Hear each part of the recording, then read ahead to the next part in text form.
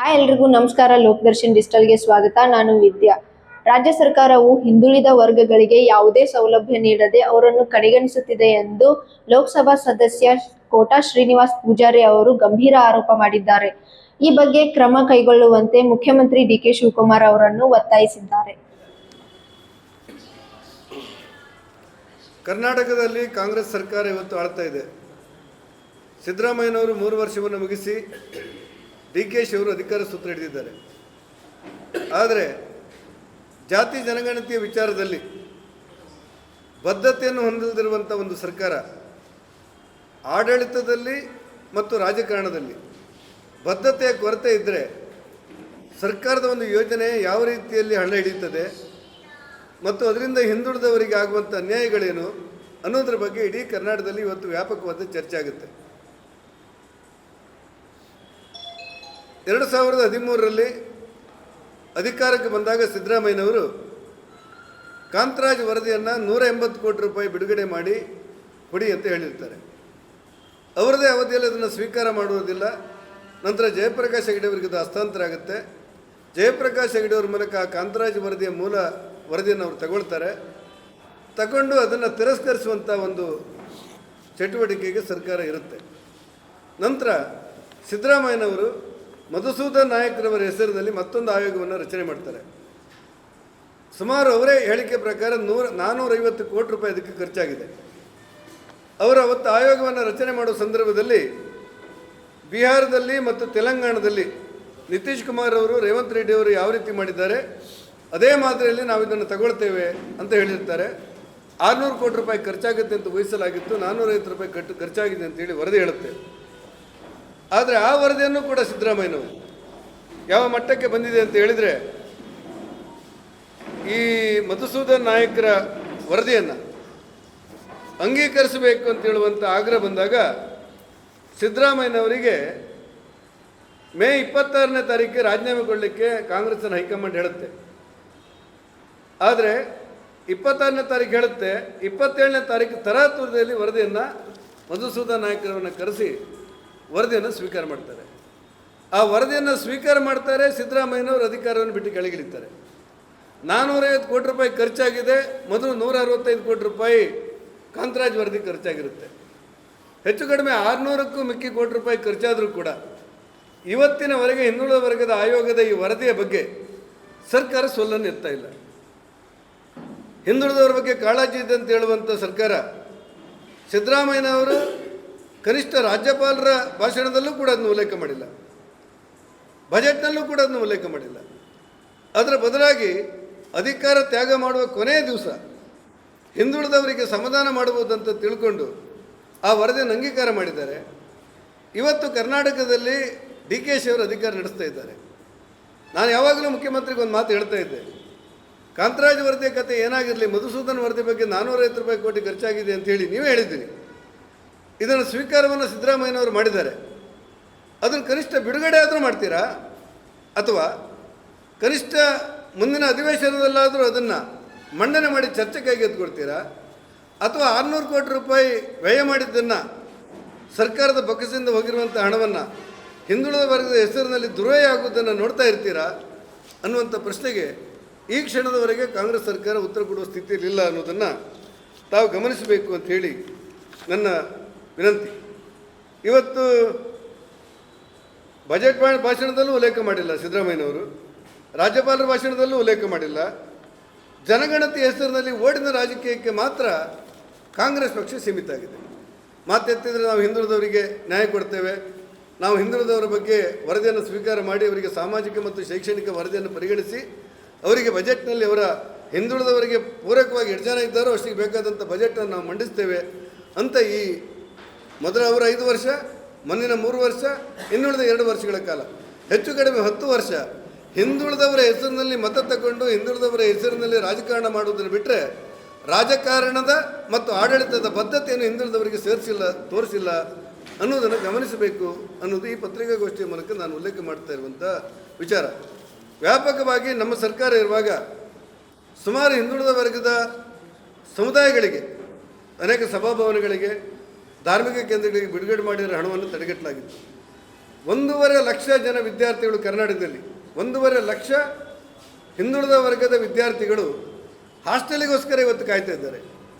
ನೀವು ಹಿಂದುಳಿದ ವರ್ಗದ ವಿದ್ಯಾರ್ಥಿಗಳಿಗೆ ಹಾಸ್ಟೆಲ್ ಕೊಡ್ತೇನೆ ಅಂತೇಳಿ ನಮ್ಮ ಸರ್ಕಾರ ಇರುವಾಗ ನೀವೇನಾದರೂ ದಾಖಲೆಗಳನ್ನು ತೆಗೆದು ನೋಡಿ.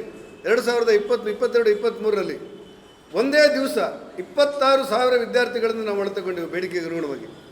ಇವತ್ತು 1.5 ಲಕ್ಷ ವಿದ್ಯಾರ್ಥಿಗಳು ಕಾಯ್ತಾ ಇದ್ದಾರೆ. ಹಿಂದುಳಿದ ವರ್ಗದ ಮಂತ್ರಿಗಳು ಇವತ್ತಿಲ್ಲ, ಪೂರಕವಾಗಿ ಮುಖ್ಯಮಂತ್ರಿಗಳು ಹಿಂದುಳಿದ ವರ್ಗದ ವಿದ್ಯಾರ್ಥಿಗಳಿಗೆ ನ್ಯಾಯ ಕೊಡೋ ಸ್ಥಿತಿಯಲ್ಲಿಲ್ಲ. ಎಷ್ಟೋ ಜನ ವಿದ್ಯಾರ್ಥಿಗಳು ಶಿಕ್ಷಣವನ್ನು ಮೊಟಕು ಮಾಡ್ತಾ ಇರುವಂಥ ಪರಿಸ್ಥಿತಿಗಳು ಇವತ್ತು ನಿರ್ಮಾಣ ಆಗಿದೆ. ಒಟ್ಟಾರೆ ಹಿಂದುಳಿದ ವರ್ಗದ ಹೆಸರಿನಲ್ಲಿ ಸಿದ್ದರಾಮಯ್ಯನವರಿಂದ ಆರಂಭವಾಗಿ DKಶಿ ಸರ್ಕಾರದವರೆಗೆ ಆ ಆಯೋಗದ ವರದಿಯನ್ನು ತಗೊಳ್ತೇವೆ ಅಂತೇಳಿ ಅದಕ್ಕೆ 600 ಕೋಟಿ ರೂಪಾಯಿ ಖರ್ಚು ಮಾಡಿ ಆ ಹಿಂದುಳಿದ ವರ್ಗಕ್ಕೆ ನ್ಯಾಯವನ್ನು ನಿರಾಕರಣೆ ಮಾಡಿ ಇವತ್ತು ಸುಮಾರು ಯಾವ್ಯಾವ ನಿಗಮಗಳಿವೆ ಅಂತ ಹೇಳಿದರೆ ಆಶ್ಚರ್ಯ ಆಗಿಬಿಡುತ್ತೆ. ಆ ಹಿಂದುಳಿದ ವರ್ಗದವರಿಗೆ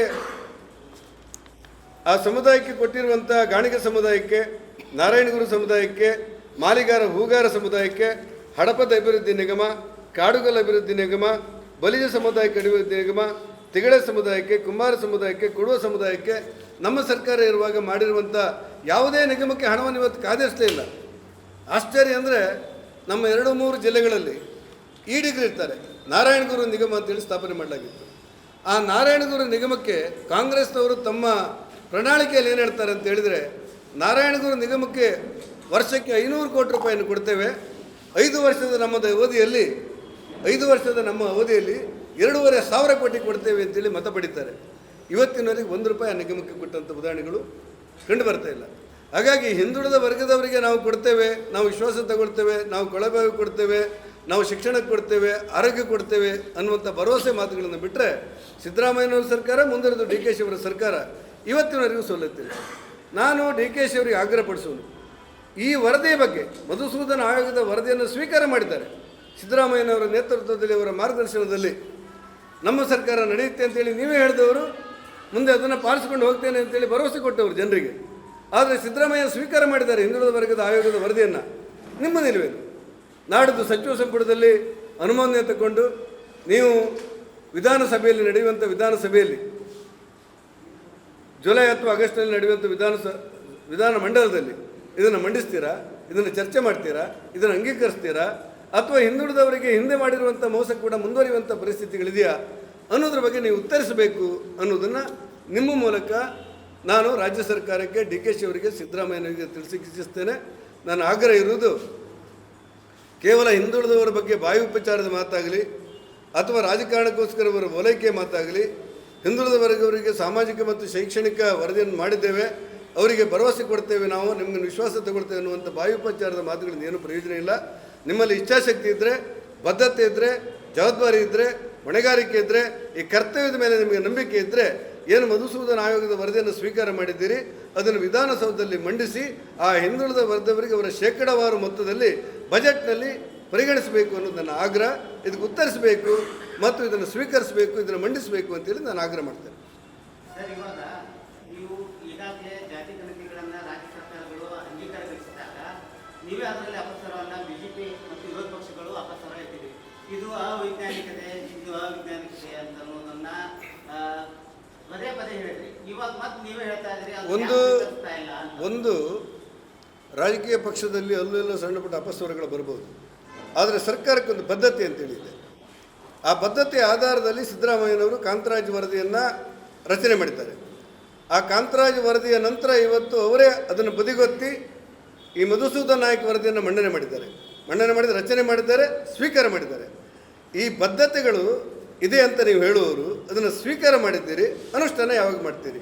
ಒಬ್ಬ ಹಿಂದುಳಿದ ವರ್ಗದ ಸಂಸದನಾಗಿ ನನ್ನ ಪ್ರಶ್ನೆ, ಹಿಂದೆ ವಿಧಾನ ಪರಿಷತ್ ಸದಸ್ಯನಾಗಿ ಕೂಡ ಈ ಸದನದಲ್ಲಿ ನಾನು ಅದನ್ನೇ ಕೇಳಿದ್ದೆ.